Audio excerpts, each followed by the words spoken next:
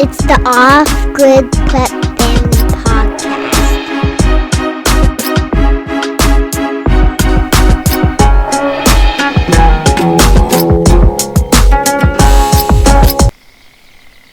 It's the Off-Grid Prep Family Podcast. Yeah, episode 31. We're sitting down quickly on a Friday night. It is so hot. It's so hot. We're going crazy. We might turn on the air conditioning. We might. It's 38 degrees Celsius. We found our limit. And get out your Googlepedia and convert that. Or 97% humidity, depending on which weather you believe. It's insane. And it just won't rain. It's supposed to be thundering and lightninging right now. Yeah. Lightninging? That'll work. It's not anging anything. I wish it would anging something. It's still and muggy. And you can kind of smell the ocean, but it just doesn't smell like good ocean. It smells like low tide. It's not good. I knew she wasn't good.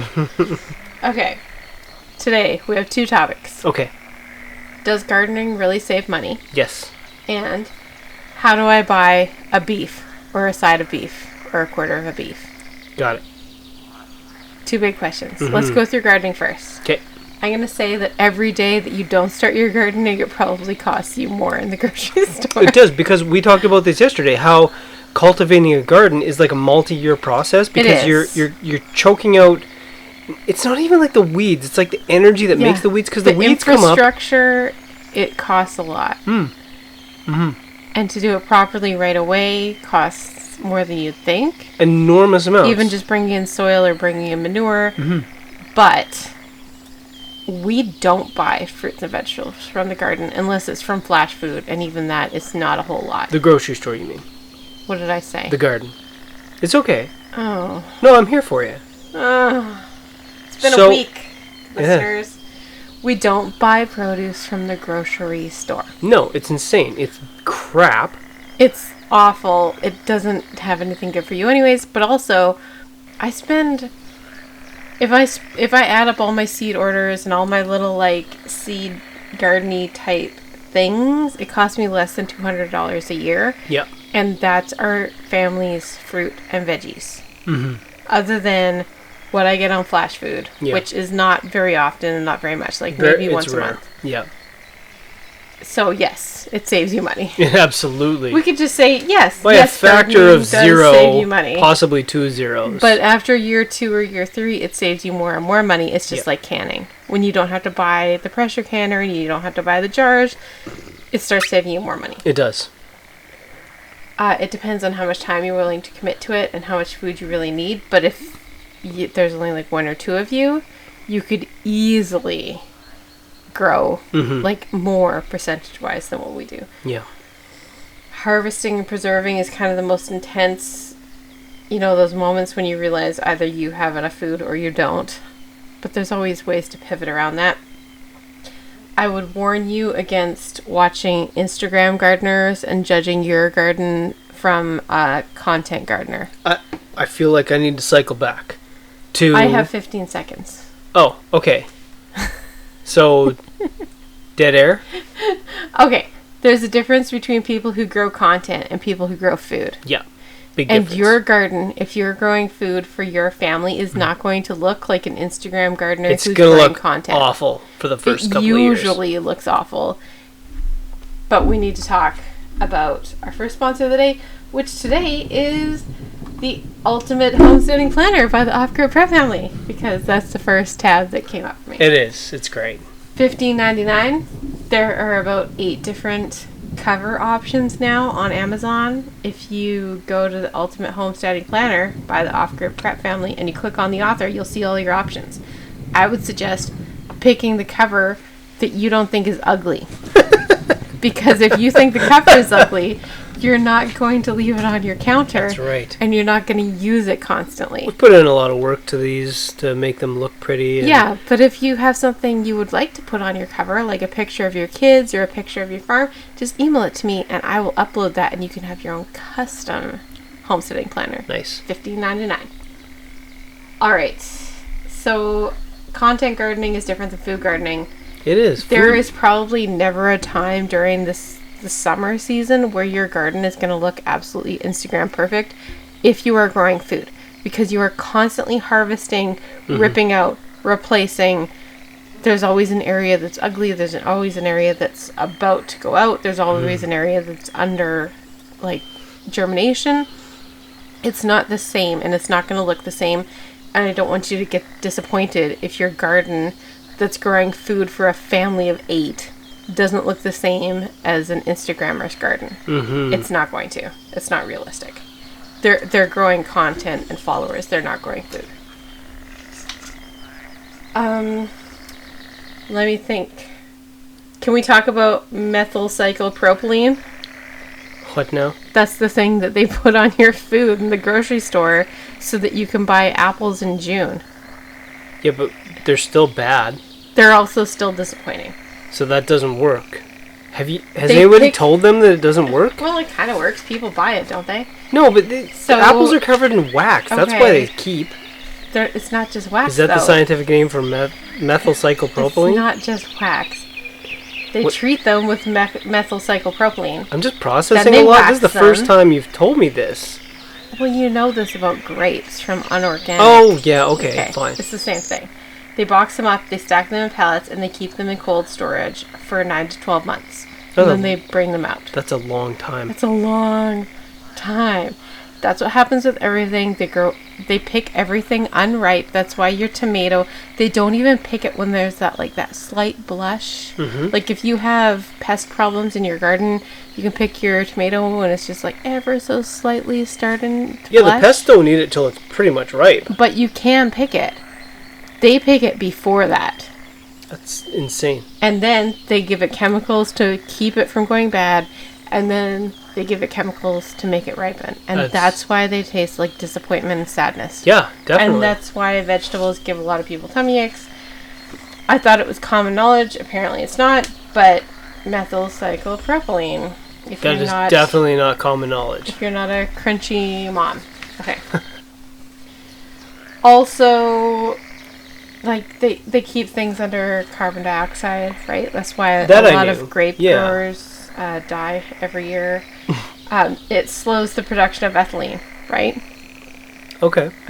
But, like, being a vintner is one of the most hazardous of the agricultural... Oh, yeah. As a vintner, I know all about CO2 emissions from yeast. It's bad stuff.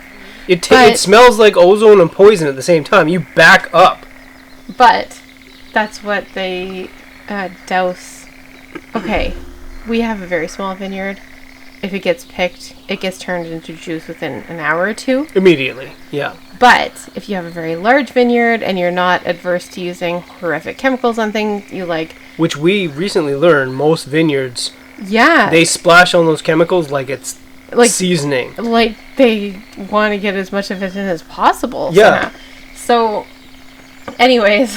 At the very least, they're dousing things in carbon dioxide. What was that list of chemicals? How many were on there? There's 76 chemicals that they don't have to put in wine, and they don't have to put on the label. That's horrific. We had wine from a fairly local vineyard. Yeah. A couple of years ago. Just because it's cute and small and local, you can't assume that it's good, or even if it's organic. Yeah. So years ago, almost literally decades ago. We went to the Okanagan, and this is kind of before the whole wine thing started. Yeah. And this is before anybody... trendy. No, it wasn't. This is before anybody knew Napa Valley wine. And there was this taste in the Okanagan wines, and the smell. And it was sort of a fruity... Not even the taste. It was like a smell, right? And it was this fruity, citrusy thing. It was this distinctive... Everything tasted like currants. Yeah, and... I can't even really describe it, but it was amazing. And the wines tasted amazing. It was currants and rose bushes. And it all made sense. Yes. Now, the other day, 2 years ago... Okay, because we're old, so everything the other day is 20 years ago. Right? Okay. I tried wine from this vineyard down the road-ish, and that smell came out of the bottle. And you're like, how did you make your wine taste like Okanagan wine? But then I tasted it, and it tasted like a dog's butthole. Right, but it was horrible. But it smelled like it smelled, but it smelled like the Okanagan. Because They put in a synthetic version. Yes. They're messing with people's senses. And this is just some small vineyard. But they don't even have to list that. Like I had a chance to pick some of the grapes. Yeah. Like, it's a real place. And yet they still use this garbage. And I had all these flashbacks. And we can make good wine with just, like, some wild yeast and grapes. And we use some, little, like, natural additions that we get from the vineyard. Yeah. As preservatives. Like, it doesn't have to be this hard, people. You know what the best preservative is for wine? Wine leaves. Grape leaves. Yeah. We didn't know. Nobody knows. How does nobody know this? It's just like we use for pickles. Just put the grape leaves in it. Oh my gosh. Don't wash your grapes because that's where the yeast is. That's the white stuff on the grapes is the yeast. And then you put the wine leaves in. Hello. That's it. Anyways. This is what happens when the mafia controls whether or not it saves you money. Yeah. I personally couldn't go back. Mm-mm. But also, I personally couldn't afford to buy produce and fruit at the grocery store, especially not in the quantities that we eat. No, it's insane. Like, we're mostly like a protein family. Yeah. But it's like protein, vegetables, fruit, carbs. Like, that's like our order of operation.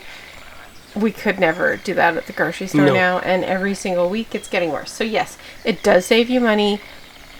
Only if you pay attention to it, and only if you start today. And start today. Start today.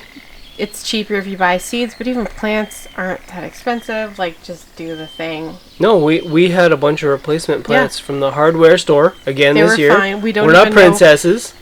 When our special fancy princes, am I using the right pronoun? Princesses? Oh. Isn't that gross? Ew, okay. I know. You put that in a normal conversation. You're like, what? What? Are you talking about? English has pronouns. You're supposed to use the correct one. Apparently, we only leave one space after a period in a sentence now, and that's actually really bothering me. Yeah. Because I don't specifically remember the English class. That's how you learn how to type, though. Period. Space. Period. Space. It's in your brain. Yeah. And now we don't need it? So do we not need pants? No, you know what this is? It's the slippery slope. It is the slippery slope. They push you 2 millimeters. They see if you'll go for it. And then you'll go for the next stupid thing. And the next stupid thing. And the next stupid thing. Yeah. So I'm still doing the 2 spaces. I'm going to do it till the day I die. I was doing it intentionally too until today I was loading something on Google Ads. Yeah. And it gave me the red squiggly line because I left it wasn't too many spaces. I was like, yeah, but you know who you're dealing with. Choice. Okay. So, Internet Personalities Gardens is not going to look like your garden. Instagram gardening is not real life gardening. Grow the food. Yeah. It will never be cheaper than it is today. Grow some sprouts. Grow a cherry tomato plant upside down on your balcony. And don't be sanctimonious where you get your seeds and plants. Just get them. It'll probably be fine. Nature will sort it out. Yeah. Like they will. Nature will find a way. Nature will find a way. Moving on. Beef. So you want to buy a cow. Technically, it's not a cow, probably. I guess this could be about pigs, too. It's probably a steer, if you want to get nitpicky about it. If you're buying a cow, it's probably like some old, worn-out dairy cow, and it's probably not going to be very good. You're buying a beef. Technically, it means some hillbilly like me, when I was young, participated in what they call a branding. Yes. Where they wrestle the cow down and cut its nuts off. What's the alternative? You've got like 50 bulls? Yeah. It's just like us with roosters. Every time you hatch eggs, you're like, 50-50. I'm going to have to tackle this stupid rooster. And this is the liberal argument for society. This is society with real men. We should just let them all be bulls and they'll just gore our children and make gamey meat. The liberal argument is we get rid of the men just like we do with animals. We should all be castrated. Cull them. Yes, that's where all this transgenderism comes from. Yes, we should just make weak men. But the only thing about that is the most important factor is that human men have the ability to reason and say, "Oh, maybe I don't want to cut those off." I might need those later. I might not charge down that fence. I might actually think about this. And this is where that whole thing falls down for me. It's like they're treating us like animals. Right. But we're not animals, and we make a terrible crop, A lot of people are animals. Anyways, I think it's not such a loss if some people don't reproduce, but I don't want it to become a societally accepted thing. Yeah. If you are a meat-eating family and you're on a budget, I'm sure you've asked yourself, how much does a whole cow cost? First of all, it's probably not a cow, and if you call the butcher or the farmer asking if you can buy a cow, he might charge you more just for asking that. If you're trying to buy a side of beef or a whole beef. Yeah. Okay. That's important. It is. It is. You've got to talk the lingo or you're going to pay extra. Yeah. When it comes to the beef price per pound, we have seen prices anywhere between $2.89 and $6.17 a pound. That's a hanging weight. So for a whole cow, that depends on how big, the beef. For a whole beef, it depends on how big it is, right? So like, if it's a 460 pounder and you're buying the whole beef, that could cost you up to $3,000. If it's a half, it could cost you between like $1,200 and $1,600. That's what we usually pay. Yep. If it's a quarter, you'll pay a little bit more. It's like $650 to $1,050. When you buy a half a beef, you'll get like one side of the beef, like split down the middle, like a mirror. You don't like get the front end or the back end. And I know that seems stupid to say, but like it is sort of. No, that's good to know. Yeah. That's and important. if you buy a quarter beef, it's sort of chances which parts you're going to get. Right. Because you might get the tenderloin, you might not, you might get just like rump roast, you don't know. But we do have to take a quick break, if you don't mind. Sorry. Let's thank Thrive Life for their 15% off discount plus 25% off this month until they run out. Pineapples, sweet corn, peas, blueberries, peach slices, and what is the other? Broccoli. I still don't understand how they have scaled up freeze drying. And how could they? Because they've narrowed their lines. There's a lot of things that we used to get from Thrive that they don't currently have, or that they only have for a couple of days and then they sell out. Even then, just the process, like and the amount like of they energy. used to have a wide line of like the snackies and like the little meals that were more like Mountain House meals, but like family size. They don't have those currently right now. It looks like they might bring them back, but still, I don't know how they do it at that price. They must have like insanely low electrical bills. So if you visit offgridprepfamily.com and go to our friends and affiliates page, there's a little link there for 15% off. It's just for your first order, so make it worth it. All right, we're talking beef. The big question is, what does hanging weight mean? Because it's not like going to the grocery store and you're like, I need 3 pounds of ground beef. Hanging weight is a different thing. It is. It's all the stuff on the cow that you don't eat, like the entrails and the hooves. And the bones. The whole thing. Yeah. So let's talk about like calculating the prices based on hanging weight and like extra fees. We choose to pack our beef ourselves. It saves us about 50 cents a pound, and then we get to package it the way that we like it, in the quantities that we like. If you just talk to your butcher about that, he'd probably be happy to do that. And what that means is it comes in giant bags. Giant plastic bags. Like banana boxes full of ground beef. Ground beef. Random steaks. Everything's just random. Yeah. And it's a lot of work for the butcher to pack this stuff. It is. And if you've got, some time, especially if you get it in the fall and you can just keep it out in your garage or your foyer or something while you're going through it for a day or two. For a day or two, yeah. You can get through that and save a lot of money and know exactly what you have to work with and get it packed the way you want. You make your meatballs, you make your hamburgers. If you want them to make meatballs and hamburgers, it costs a lot extra. Okay. Hanging weight, basically, you're going to lose 30%. To bones and hooves and things.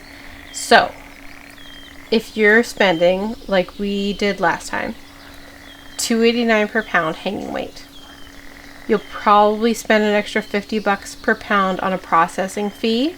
50 cents. Did I say $50? Yep. Sorry. It's okay.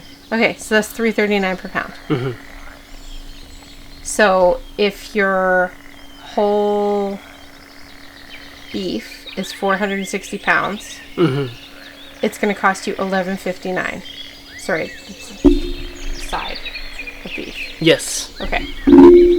If you add the kill fee, Which is $150. yeah, it's like a kill and chill. At least here, or like anyway. sometimes, like they charge you for killing the animal and for hanging it and letting They should. That's a terrible job. Yeah, nobody wants to do that. Look that poor cow in the eyes and then Stop. stab it in the skull. Stop. Well, but if this you've is ever part killed of like 100 chickens, every I'd rather just time. Oh my I'd god. rather just kill one beef. I would definitely rather kill as the executioner.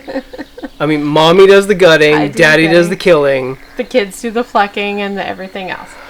Plucking's the easy job. That's why we give it to You don't the have to kill it, and you So- don't have to gut it. The total fee for a side of beef would be roughly $1,300. Yeah.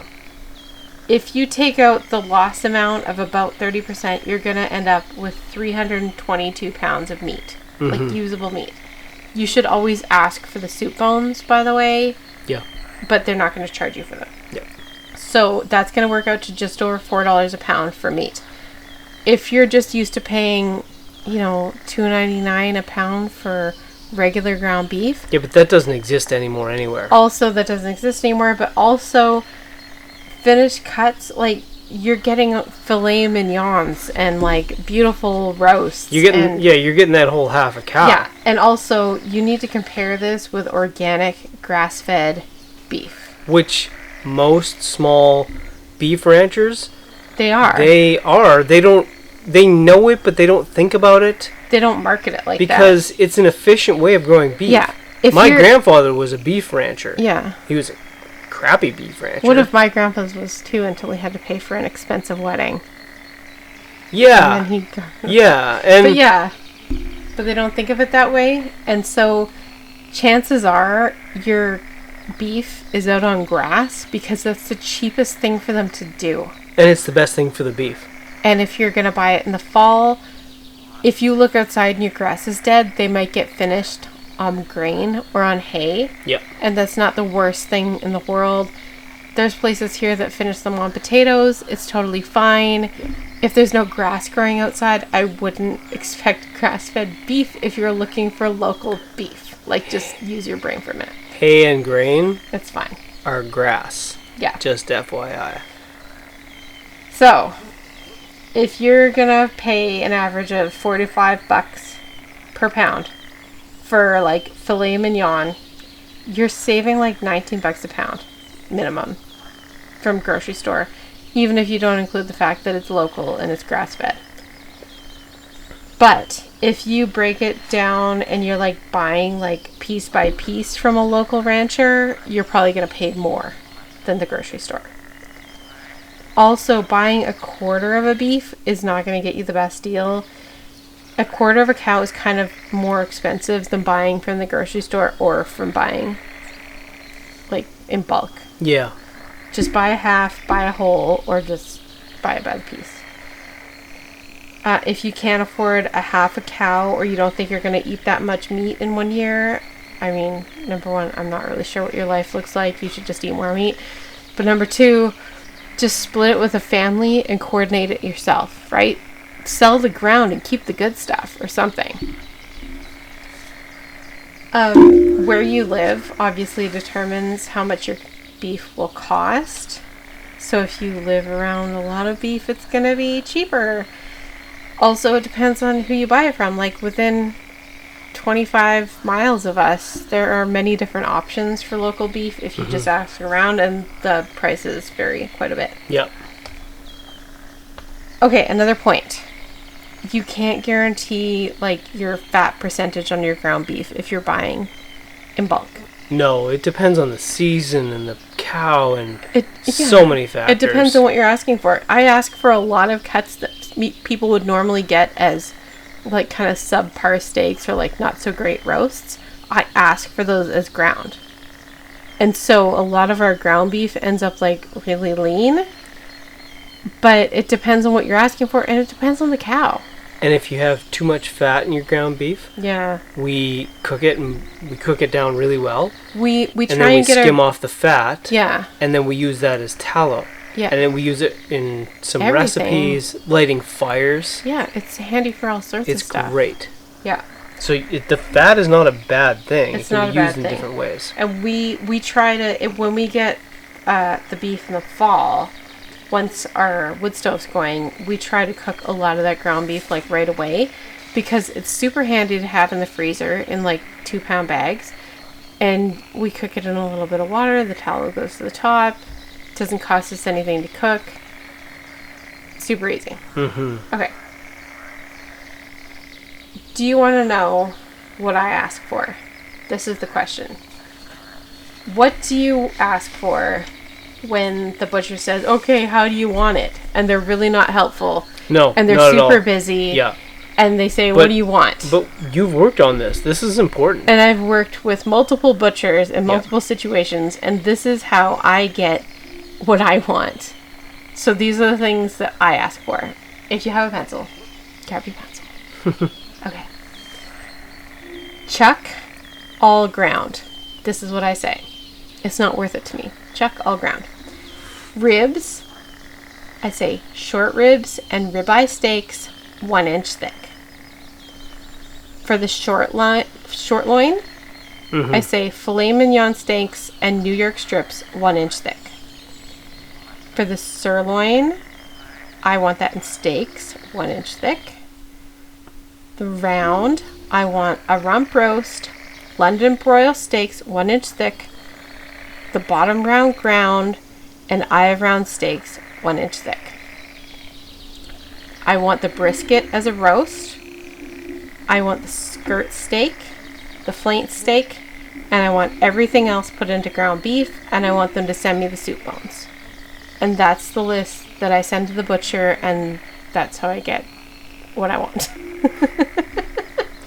And they will cut it however you like. And the flank steak we turn into bacon. That's literally what they do as an occupation. That's legit They their custom job, cut meat. but it's not always their job to hold your hand through it. And Oh, so they don't. you really Everybody need has to their know. the point of their job where they're just like, I don't do the that. social media. I don't Yeah. hold your hand. Just A tell me what you want. Butcher will not tell you how meat should be cut, which seems weird, but it's the truth. Yeah. So you have to know how to cut your meat. You So there absolutely you have do. it. That's how you order a whole beef or a half a beef, and you don't ask for half a cow unless you want them to magically put that PITA charge on the bottom of your bill. That's the thing. Yes. Well, it was in home building. I'm assuming it isn't butchery. It shouldn't be a thing. It is in a lot of occupations. It probably is in the service industry. Anyways, if you found this helpful, could you please share it with a friend or give us a review, a 5-star review, make it funny, and we'll put it on our next episode. We know that a lot of podcasts are aggressive in Yeah. their points, and it's not that we don't know how to be. It's not our style. We believe in a world, living in a world, where everybody chooses to be nice. Yeah, the world sucks, and animals and bugs and everything tries to eat you all the time. And you gotta be strong. But honestly, just be nice. Yeah. Don't be stupid, don't be mean, don't be cruel. It doesn't sell a lot of podcasts. It's a choice. But we can just be nice. But we can be nice. We choose Don't to be put that nice. there. So, do you have a quote for me tonight? I do. It's from one of my favorite movies. Okay. What about 9 million socially conscious and unified citizens all just stepping up and doing their part? That's Gamble. Detective Detective Gamble. Alan Gamble. From The Other Guys. Which Directed is an Adam McKay movie. Of course. All right. Thanks, everybody. Have a nice weekend. Bye.